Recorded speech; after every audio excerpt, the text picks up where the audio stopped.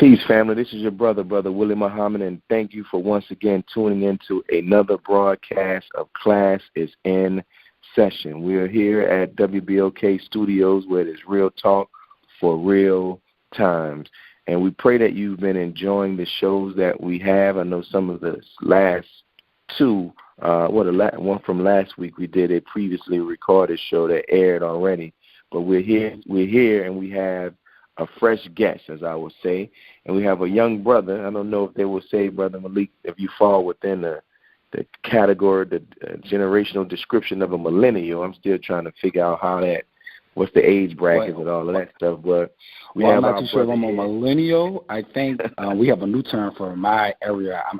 They consider us ex-millennials because we're in between the millennials and Generation X. So we're like the bridge. Ex-millennials? Yeah, ex-millennials. So it's a new term that they came because millennials are like, they technically started in 1982, but those kids that was born in the early 80s, they still can kind of relate to millennials. But they're in Generation X. So I guess they came up with the term ex-millennials because we're the bridge between the Generation X and the millennials. Wow, man, they're coming up with all of these titles. They're starting to lose me, man. So, well, nonetheless, man, we thank you for giving us your time to be on this show. So, for our listeners who may not be familiar with you, can you just give them a brief background about yourself? Oh, yeah, most definitely. So, my name is Malik Bartholomew. I'm a native New Orleans, born and raised. I come from generations of New Orleanians. You know how New Orleans families are. You know, we don't leave New Orleans, so I have tons of family in New Orleans. I went to public school my entire life. I graduated from John F. Kennedy Senior High School. I went to Dillon University, and I earned a Bachelor of Arts in History. So I've always loved history. I always had a fascination with history. So I've been working steadily, researching in different archives all around the city. Amistad, which is at Tulane, Xavier University, Dillon University Archives, UNO Archives, understanding more and more about New Orleans. And I would always get called with historical questions, calls to help people research. I've done collaborative work with different artists who want to understand more historical information about their subject that they were painting. And one day I was like, why don't I start my own tour company? So I started a tour company last year called NOLA Tours, and that's kind of how it all started. You say, and your tour company name is NOLA Tours? Yeah, so KNOW NOLA Tours. Yes. Oh, no NOLA Tours. That's very creative, man. I like that name, and it's very catchy, man. So, what was the process to become a tour guide? Because I don't know if many people are familiar with that. So, the city actually regulates all tour guides and tour companies. So you have to have a license in order to be an active tour guide. And there's certain like criteria if you become a tour guide that you have to follow. So there's certain laws, I guess you can say, are that we have to follow. But to become a tour guide actually is not that complicated of a process. You have to go downtown. You have to apply. There is a test that you have to take to make sure that you at least know the minimum knowledge about New Orleans. So they do give you a test. I know Delgado have a class that they offer to help train tour guides. There's also another organization that is connected with the Cabildo, and that's the building behind Andrew Jackson Square. And this organization also help train people who want to be tour guides. Or you can just read and take the test yourself, and that's what I did. I was like, hey, I feel like I'm knowledgeable and I'm confident, and I just study and I went to take the test and I passed it. So, but there's also, after the application process, there's a fee to become a tour guide. There's also, I believe there's a drug screening where they actually have an initial drug screening of tour guides because it's connected with the taxi cab bureau, because I believe most or all taxi cab employees must be a registered guide. So we're kind of connected with that agency, And after you do all those steps, and you pass the test, you get a license if you pass the test. And there's also another process as well for companies that the city make you go through if you want to be a registered company with the city. And what's that process? Well, that process entails like making sure that you have insurance, registering your company with the city, you know, kind of like an occupational license. Also making sure that you're in the city districts. There's also it's not an incorporation fee because you incorporate with the state still, but you also have to pay the city an annual fee. So it's like different steps that the city wanted to make sure that the companies that are operating as official companies, tour guide companies, went go through for the city. So it's yet another application process, another fee, making sure that you have insurance, and also understanding the rules in order to operate as a company with the city. So it's another process that you're doing. The fees for the corporations or the companies are annual. Wow. And you say you have to take the test. Is the test multiple choice, essay? What is it? It's not essay. They are different. And I don't know if they mix it up ever so often, but the test, there's different components of the test. So it's kind of like they have some multiple choice. They have some direct, like fill-in answers. It's not an essay test, so people who may feel uncomfortable with writing or they don't have to worry about that. But there is different, like it's a different not criteria, but there's different ways that they test you. There's like a mix and match of locations that they do. So it's not just multiple choice, but there is some multiple choice on the test. And you said you got the information, studied yourself, and were able to go in there and take it. That's good, man. And in regards to your business, No NOLA Tours, like what method do you use for advertising? So right now, it's a small company. It's still, I'm learning and growing as I go along. But right now, it's mainly word of mouth. I have a lot of great friends who definitely support me. They send people that they know that's out of town. Also, social media. I've got a couple of clients on social media that they just saw No NOLA Tours, whether it's the Instagram page or the Facebook. They say, hey, I saw that you do tours based in African heritage and other things, and we would like to get that type of tour. So that is the main form of advertising right now. But going forward, I am going to have some brochures and advertisements and some other things to aid the word of mouth. So that's going to be happening in the next couple of months.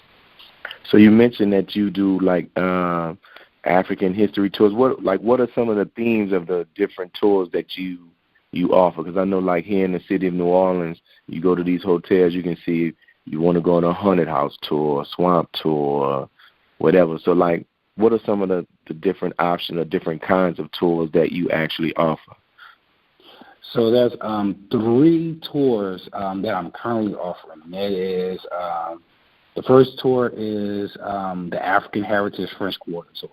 That's like my base tour. And that tour is, you're touring the French Quarter, but you are experiencing the French Quarter through the lens of African people in the African diaspora. So that is the emphasis of the tour. We're talking about the African influences in the French Quarter. The second tour, which is the French Quarter tour, which it's so crazy because I say most of my tours wind up being the African Heritage Tour. You cannot talk about New Orleans and not talk about black people. Right. And it amazes me. I don't know how certain tour companies and tour agencies give tours in New Orleans and really don't make the African influences in New Orleans more prominent. So the French Quarter tour is a tour of the French Quarter, but is a more it takes it from a different perspective. But there is these a lot of elements because African people built the French Quarter, obviously. So they're mentioned heavily in the tour. And then the last tour is the Treme tour, which is Treme, the oldest residential black neighborhood in America, where you learn about the culture and the people of Treme learn about their heritage and their legacy and their impact, not just on New Orleans, but America, because, Treme is considered the soul of New Orleans. But right now, because I have a degree in history, I think I have a different method than most tour guides, meaning I still have my college professor telling me to base all information on historical primary sources. So I do a lot of personal research. So the tours that I curate are grounded in research, and I try to make sure that I keep that as a focal point. So I'm curating a garden district tour, which I know a lot about the garden district and the magazine streets. So right now I'm researching that, and I'm probably going to be adding on 2 or 3 more tours next year. And those 3 more tours, you said, what would they be? Well, I mean, definitely I want to, for people who want to talk about free people of color, as well as the Creoles of color, I definitely want to do a tour that emphasizes those people. So probably the tour on free people of color, the tour on about Bayou Road, as well as Esplanade, because a lot of people don't know that Esplanade, Bayou Road corridor is a very, very, very, very, very important part of New Orleans history. And then and WBOK is kind of situated right there in the Bayou Road and Bayou St. John area. So that's a very historical district. And also, hopefully I can partner with another company and offer some bike tours, because I like biking, and I think you can see much more of the city when you bike. So I definitely want to partner with some company and offering a bike tour. And so your tours primarily now, are they walking tours? Are they vans, buses? What are they? So currently right now they are walking tours. I do offer transportation tours for additional fee, because we have partner companies. One, David Tours, who has a transportation fleet. Mr. David, he's excellent, and he has a bus company. So I partner with him, and right now he's my official bus company, a transportation company. So there's different, we do offer bus or transportation tours, but primarily when you go to NOLA tours, we're doing walking tours of the French Quarter and the Treme. Wow. And it's interesting, you talked about the different tours you have. What are you finding are some of the common often asked questions from the people who use your services when they're on the tours? The questions they have, and even the misconceptions that they have. Well, common questions when people come in New Orleans, they definitely want to know about Hurricane Katrina, the impact like on the French Quarter and other things. So we get to talk about New Orleans being at the sea level, our issues with water, even just recently the issues with sewage and water board and pumping water out and stuff like that. So all of that, which we're still dealing with the issue of water today. They want to know about that. They want to know about the term Creole. What does it mean? Like, do people still speak French in New Orleans? Like, they want to know about like all of these mysteries that they heard about New Orleans and what makes New Orleans different. So I think those are probably like 2 of the most prominent questions that you can get when you go through tours, where they kind of want to know and want you to explain that. Misconceptions. I've been really blessed. I've got some really good people. Misconceptions. I'm not too sure. I'm gonna have to come back to that. See if do you get a lot of questions where people ask, do people carry voodoo dolls or have voodoo dolls in their homes and stuff like that? I do get questions about voodoo and the stereotypic depictions of voodoo. Now I see kind of how Hollywood and images play a very important part, because when people say voodoo, they think about that.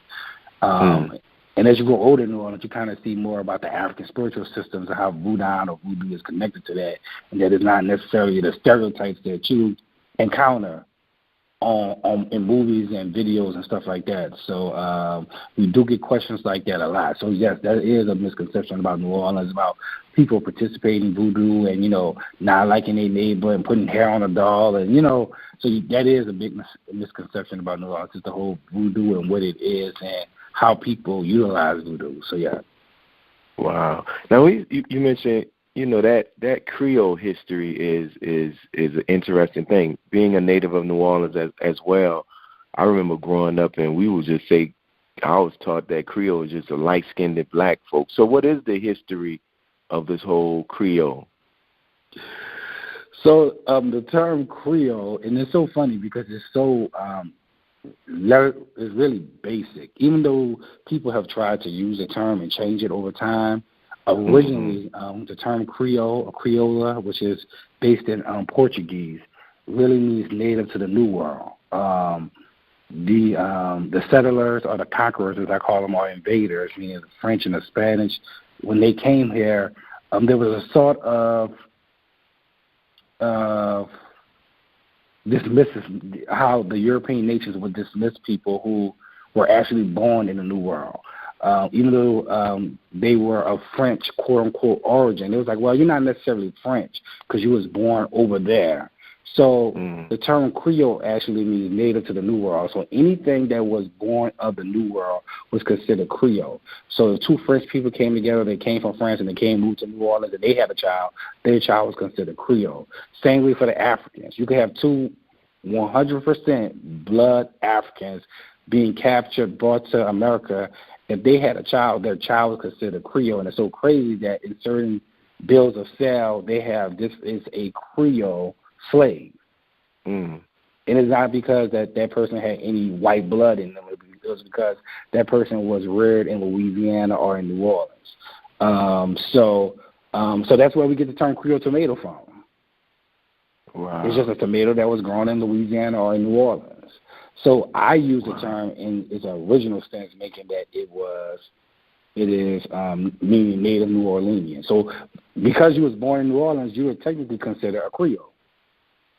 So you will be considered a Creole. However, over the span of time, they had different issues with the word.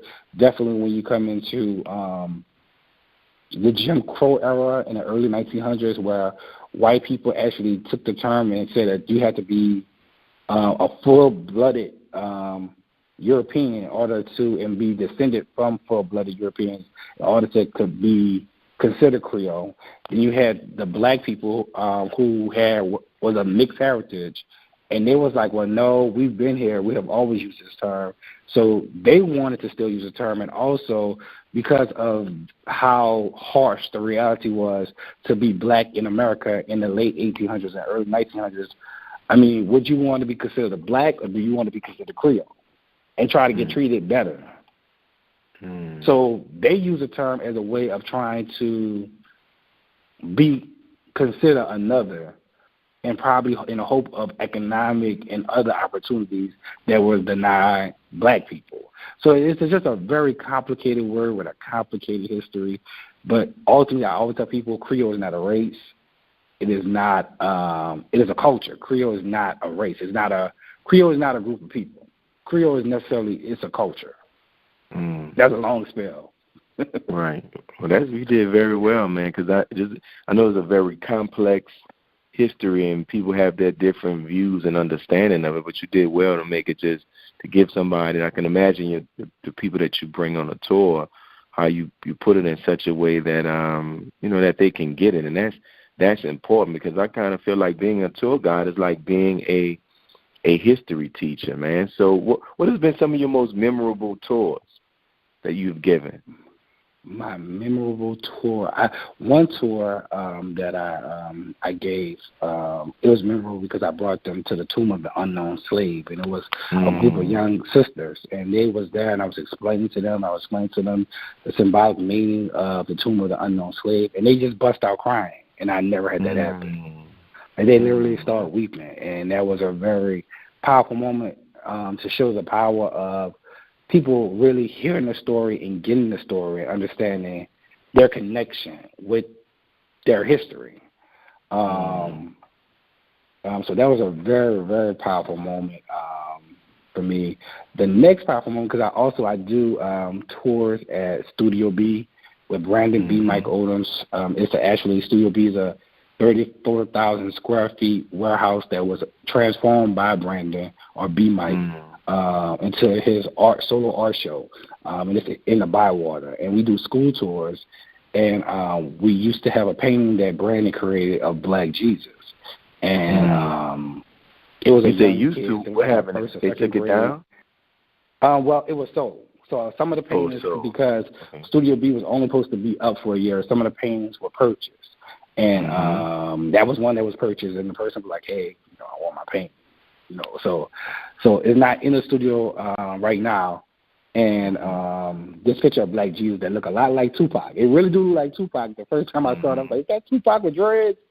But it wasn't Tupac. But I was giving this school tour, and these young kids was like, what is that? And I was like, is that? And the kids like, is that Tupac? And I gave them to Tupac because of the movie. And it was like that. And I was like, no, this is a picture of Black Jesus. And the little girl was like, is that Black Jesus? I was like, yes, it's Black Jesus. And she kneeled down and started saying the Our Father prayer, and her friends followed her. And her teachers was trying to, like, one of the teachers was trying to stop her. She's like, no, get up. And she just ignored the teacher, and she was just like, at the end, she was like, amen. And she got up, and she was like, girl, you got to pray to Black Jesus. And she just walked away. And that was just, like, so powerful, because I understand, to see the divine as yourself, how does that play into those young kids' self-esteem? So that was, like, one of my most powerful tours ever, because I never saw that ever. So yeah, think about that, man. That is powerful, and think about how many young Black children who will be doing that same thing in front of the historically inaccurate and false images of Jesus being portrayed as a Caucasian. So that's something, man. I'm really enjoying this interview, and we're coming up on our first break. To our listening audience, I hope that you all are enjoying this interview as well.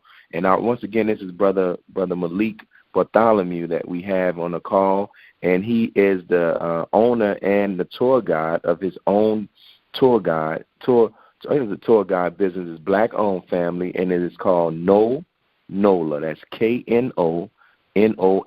And our brother is on social media, on Instagram. Are you on Facebook? Yes, I'm on Facebook, NOLA Tours. I'm on Instagram and Twitter. Yeah.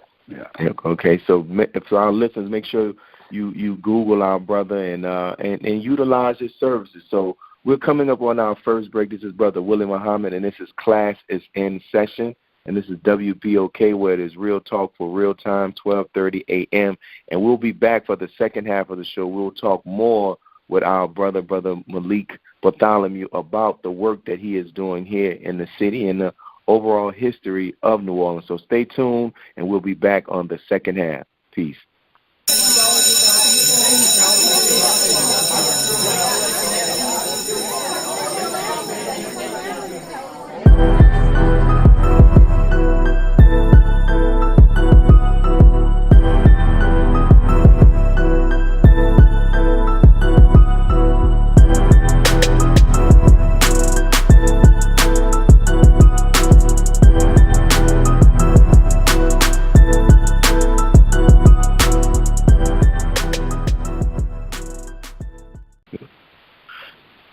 Welcome back, family. This is your brother Willie Muhammad, and this is Class is in Session. If you have been listening, you know that we're interviewing Brother Malik Bartholomew. He is a tour guide here in the city, and his tour guide business is titled NOLA. And our brother offers a variety of tours, and make sure that you utilize it. Make sure that you tell your friends who are coming in who want to get an understanding of the history of New Orleans, but also understand the contribution or the involvement of Black people to this city, that it has a very rich culture, a very rich culture. So, to do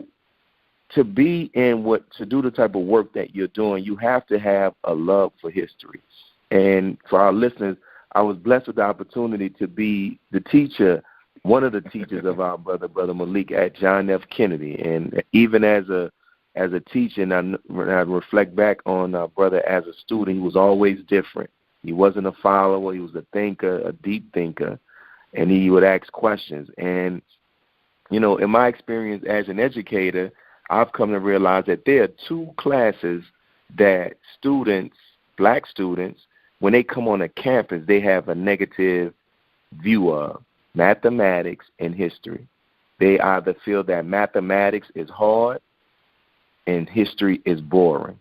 And when you look at those two disciplines, those are two disciplines that are essential for the liberation of a people, for the building of a kingdom, of a society. But these are two disciplines that our children already have a negative position or disposition toward. You know, what sparked your interest and what kept your interest in history?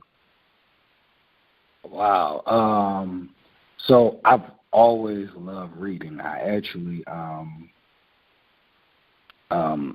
it's so crazy. I don't think I've ever been taught to read. My mother, who is an educator in New Orleans, taught in the public school system. She also taught in nursery, and she used to bring us to her classes before, when we was just babies. And I just remember at 3 and 4 years old knowing how to read. And that love of reading connected with that love of storytelling. It's so crazy to say that young African-American kids do have an issue with history, and I think it's because of the images and the stories that they have traditionally been given, because black people are natural storytellers. So it's kind of ironic that black people, well, it makes sense that black kids do not like history, because what they're saying is they don't like the stories that are being told or how they're being told. And my mother and father are two great storytellers. My mother is an educator, my father is a lawyer, and both of those roles, in some ways, you are a storyteller, and they always encourage my fascination of reading and history. My mother always pointed out things about New Orleans. You know, a lot of people walk around the French Quarter in Treme, and even on Esplanade, where you see those old homes, and then you see those back houses in behind the homes, and a lot of people walk around New Orleans every day and don't realize that those are slave quarters, and those are places where our people stayed and lived. So that fascination of that. So what are those people's stories? How did they live? How did they, what was their day to day? Those fascinations with those type of stories and understanding who not only these people are, because these people are our people. These people are our great-grandparents, our great-great-grandparents, and getting a better understanding about them, I realize you get a better understanding of yourself.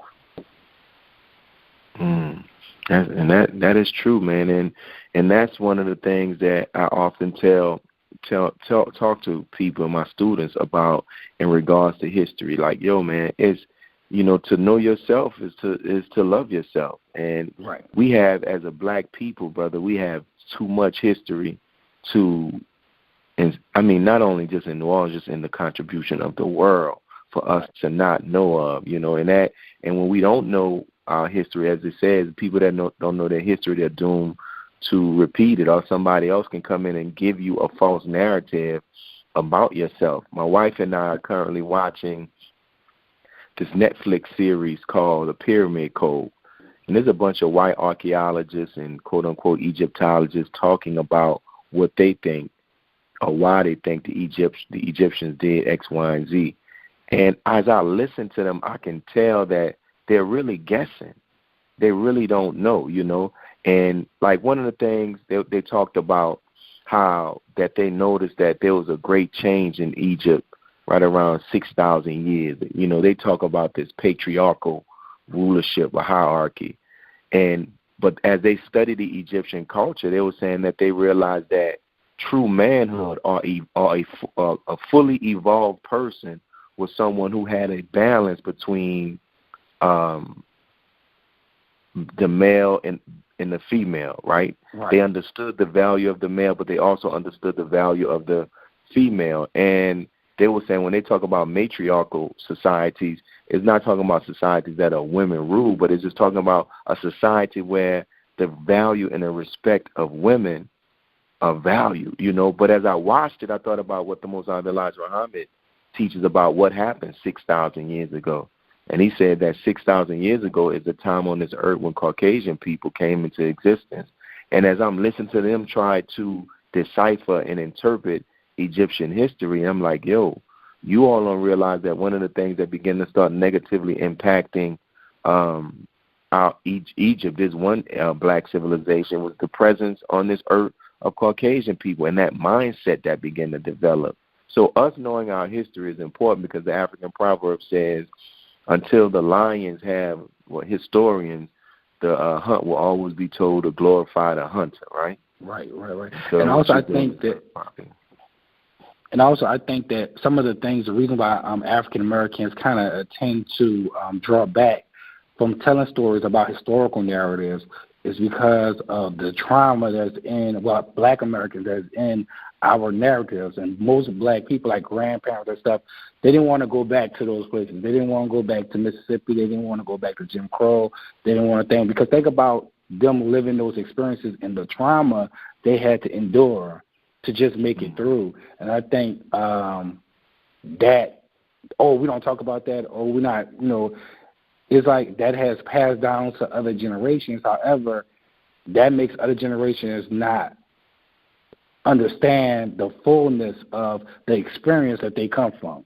And that is problematic. And we got to return back to teaching young people and all people the importance of understanding what has come before them so they can have a base knowledge and be able to move forward. I mean, there's so many Americans that really don't understand basic history, where it's just, because a lot of the Africans who came to the Americas, a lot of people don't know that these Africans were Muslim.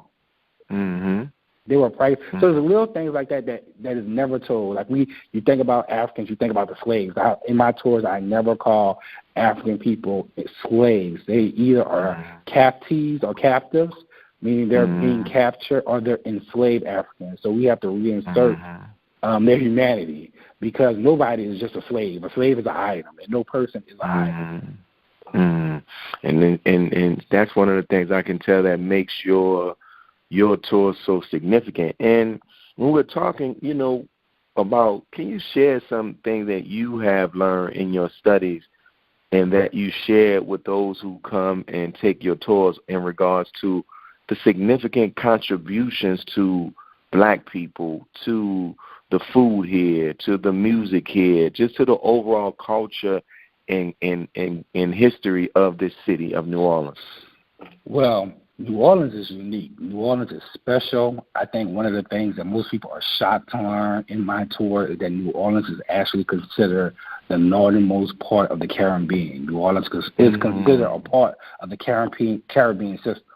If you think about it, it makes sense. That's a good point, man. But New Orleans is good, and, we think about our culture and stuff like that. So that is one of the things that is emphasized. But the influence of African Americans, there's a young sister who works at Dillard University, Zella Palmer, who's over the Dillard Ray Charles Material Culture Program. And her job is to study African American foodways and material culture. And through connection with her, I have really, because I've always studied history, but I never really looked at the study of food and foodways in connection with history and how important that is. And this is like, well, no, you got to look at this. And she gave me some resources and, took me to some places. And honestly, there's so much that you can learn about history through food. So originally, the Africans who came to New Orleans and Louisiana, they were sent from the Senegambia region, and they were captured in the Senegambia because they wanted Africans who knew how to cultivate rice. And they wanted Africans who knew how to cultivate rice because they wanted these Africans to be able to feed the colony. And if you look at New Orleans staple food items, even to this day, you have jambalaya, you have gumbo, which gumbo is an African word, but you use rice in gumbo. When you look at boudin, when you look at all of, back, years ago, they used to have a rice beignet called a kala. So New Orleans was, these Africans did what they were set out to do. They literally transformed culture. I went to a seminar, and I think it was even at the Whitney Plantation, I want to believe. But it was like this guy, actually it was a seminar with Dillard, and this young man said, only with the Africans and the Africans brought to Americas where the enslaved had the power to change the culture of the enslaved. He was like, never in the history of human history has the enslaved changed the culture of the dominant society. So that just shows the power that they had. that they were so smart that they was able to influence the food, the music, the language. Everywhere they went, they left traces of themselves and their heritage and their humanity everywhere they went. And that's just so encouraging to see that. Wow. In regards to, I've heard in regard, like gumbo with the okra that came here with our brothers and sisters who were taken from Africa. It's just so much, man. The yams, right? Yeah. And think about, even the food, the southern food, most of that is African food. That's African food practices. Okra, crowder peas. A lot of people don't know that black-eyed peas and peas. Those are food items that they brought on those ships. Black-eyed peas, and they actually so those things are actually African-American foodways. If you go to West Africa, you'll encounter something like a beignet.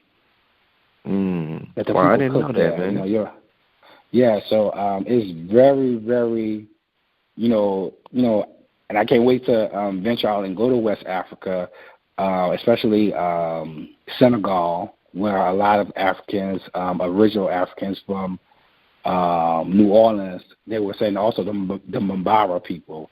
And what's also crazy about Louisiana, what makes it unique is that you see it in the French and the Spanish document where they are actually documenting these African peoples and the land that they come from.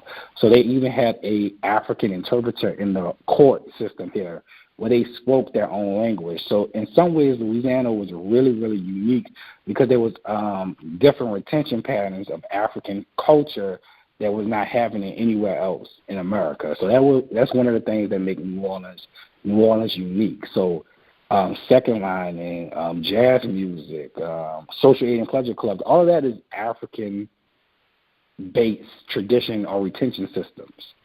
So it's just wild to know how African New Orleans truly is, and we need to always pay respect and homage not only to the ancestors who created the culture, but to those people who they got the culture from, those different nations and African nations that representative here in New Orleans. So, what what have been some of the fascinating things that you have found out just about the history of New Orleans as it relates to just the history of New Orleans itself and as it relates to just black folks here?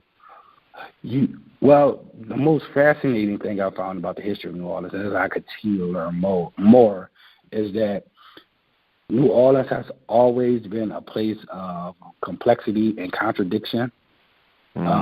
It has always been a harsh place, but a loving place. And that's the crazy mix or the balance that even we live with today. It has always been dangerous, but it's always been a place of pleasure. It has always, so that, think about people living, which, sometimes we forget about it, and it reminds us that New Orleans is a swamp. It literally is a swamp, and in a swamp you have snakes, you have alligators, you have all of these, you have mosquitoes, you have disease. And it's so funny that even today we have dangers, we have gun violence, we have all these things that make life harsh, but then we have the sweetness of life, the sweetness of making good food, which even the indigenous people who were here before the Europeans, the Chippewa, and I'm so sorry I didn't mention them because I do mention the indigenous people on my tour in honor and respect of those ancestors. But the Chippewa, the Houma. A lot of people in New Orleans don't know that Chapatulas is not just a street, but it's an Indian word. Wow. So that's something, man. Yeah, so those little mysteries that New Orleans is, and it's always been like that, and it's always attract people. So it seemed like people always knew that it's hard to live here, but what you get here is so special that it makes living here worth it. So that's the ironic story of New Orleans that I always go back to, and it's always there. And that's something even in regards to, it's a history experience itself just to even do the history of the street names. One time I did research a few of them, and the street chef mentor, I found out that it's a Native American phrase for saying chief liar, and that's what they will refer to the the Europeans because they would break so many of their promises. So they called them the chief liar, man. And just the Ibervilles, the Bienvilles, the Lafitte's, and just understanding that history, I just find it so fascinating. And since we're talking about the streets and things like that, you really are a historian. From your standpoint, what is your view on this whole effort of having the statues, the Confederate statues, removed? That's a very good question. Honestly, in all respect, I really want to give shout-outs to all the organizers who have taken down NOLA, who led the initiative to remove the Confederate monuments.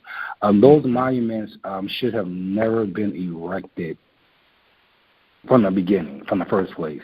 Those monuments are not offensive, not just to black people, but to all Americans.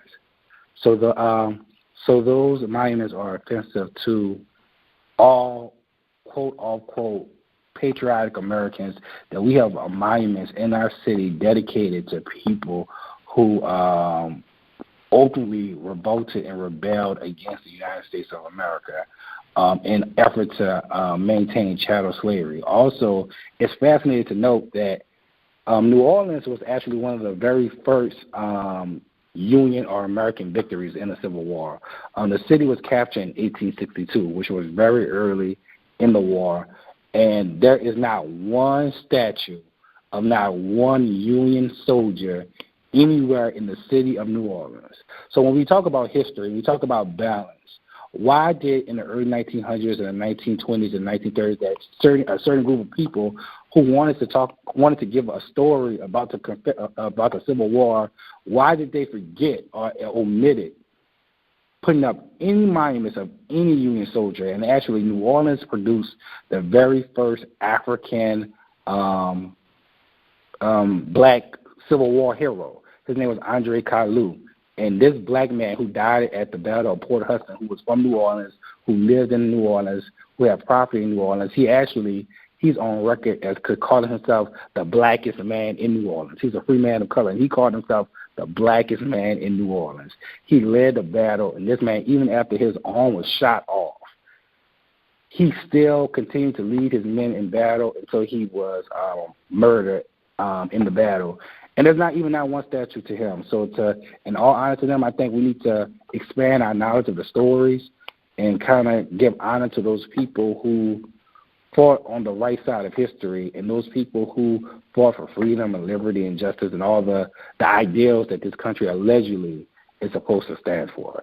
So I'm for the removal of the Confederate monuments, and I'm so happy that, once again, New Orleans set the pace. And when it comes down to civil rights, a lot of people don't know that New Orleans is actually the cradle of the modern civil rights movement. So once again, New Orleans was the trendsetter in removing monuments, and now, as you can see, all over the country, they're taking down Confederate monuments. So I'm happy that Angela Kellogg and Michael Quest-Moore and Brother Malcolm Subdu, I'm glad that they laid that initiative, and I know that it's not over yet. So. Yeah, that's a good point, man, because if I'm not mistaken, what did Dr. King, he traveled, the SCLC was actually started here in the city of New Orleans, and you're right, man, seeing every time I look at an also article. Homoplexy. So a lot of people consider the Plessy versus Ferguson case as the beginning of the civil rights movement, because these are black people using the law to challenge segregation, to challenge the law. And also, it makes sense that New Orleans is the home of the modern civil rights movement, because even after the Civil War, when the Africans were emancipated from slavery, think about what you had in New Orleans. You had an already educated, skilled, and financial economic base with the people, free people of color. And these people were adamant in inserting black rights. So these free people of color was already ahead of the game. A lot of people don't know that during the Civil War, the black citizens or free people of color from New Orleans sent a delegate to D.C. to meet with Abraham Lincoln and to present a letter to him demanding that Abraham Lincoln give voter rights to the black men of New Orleans. So they were inserting their rights and their manhood from the beginning. And a lot of people forget those stories, that the black free men of color in New Orleans were trendsetters in advocating for human rights and civil rights. Wow. Now, you mentioned one of the brothers who had very victorious military battles in the Civil War, in the Civil War here, and he's from New Orleans. Are there any other black historical figures that you know about, some of their great historical feats that, the listeners could go and research about? Wow. So it's just so complicated because there's so many great black leadership in New Orleans. There's a modern and present, huh?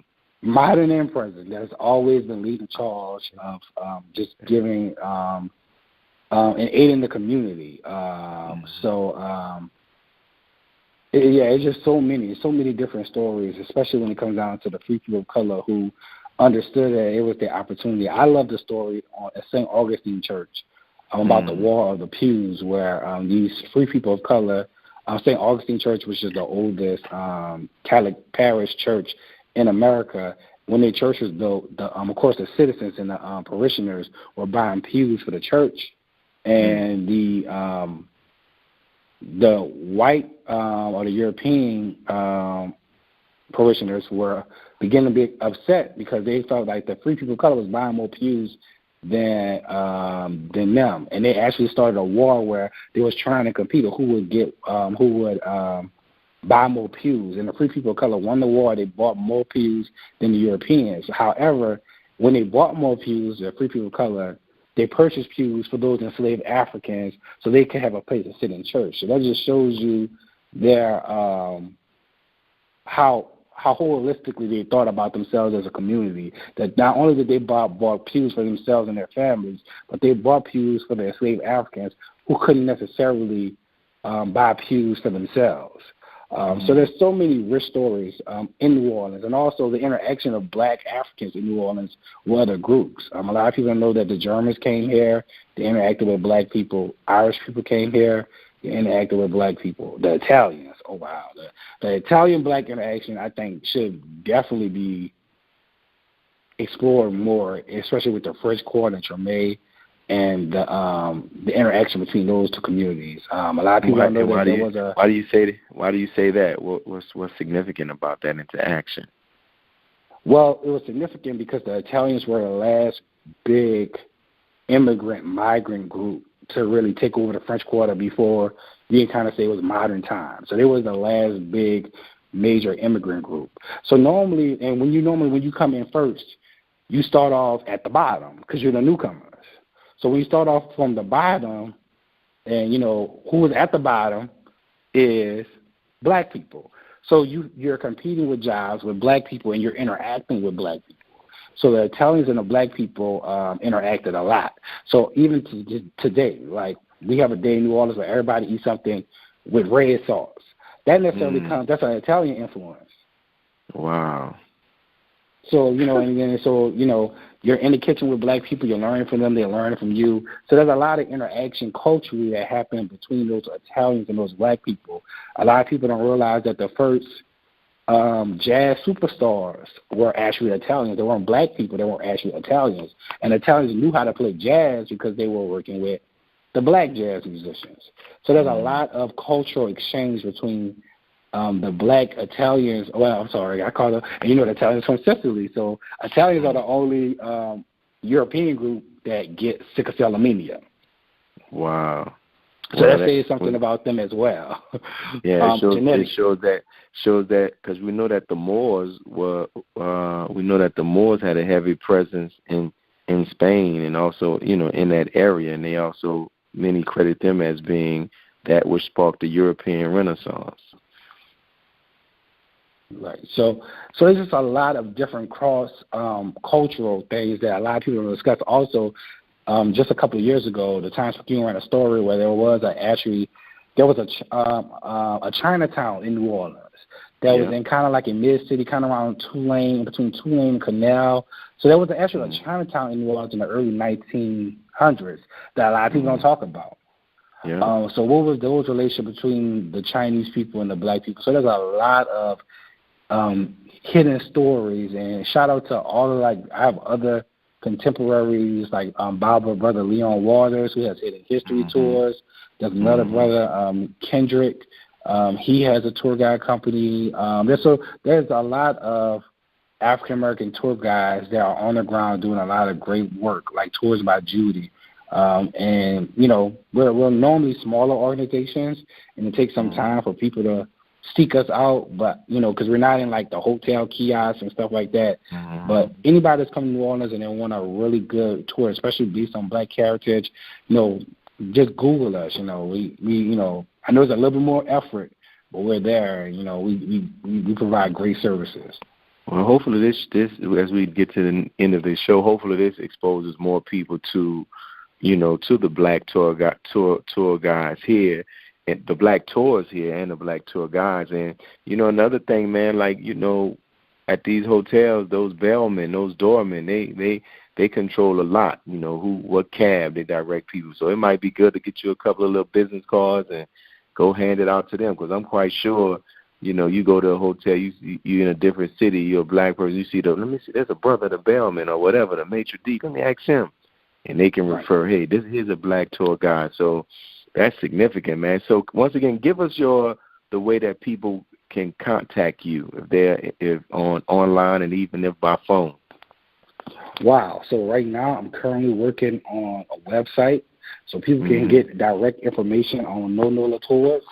So the name of the company is KNOW. That's NOLA, NOLA Tours, TOURS. They can have an email, nonolatours@gmail.com. The telephone number they can reach me at is 504-264-2483. It's NOLA Tours on Instagram, Facebook, and Twitter. And if they have any questions, actually, it's so funny that you met in the fall. Hopefully we get a fall this year where we get some non-hot weather in New Orleans. But I want to launch something where once or twice a month offer tours for people in the community where it's discounted, and we're going to focus on a particular area in every month. And that way people from New Orleans who live here can kind of understand about their community, their neighborhoods. I want to do a tour in the Ninth Ward. I want to do a tour at Oretha Castle Haley. So people who live in these neighborhoods can understand the historical value of the neighborhoods, and I also want to do it at a discount price so they won't feel like, it's a hindrance to getting information. So I'm looking on branching out and doing community-based. I'm not too sure what I'm going to call it yet because it's a tour, but it's going to be based in people from the community getting knowledge about their neighborhoods.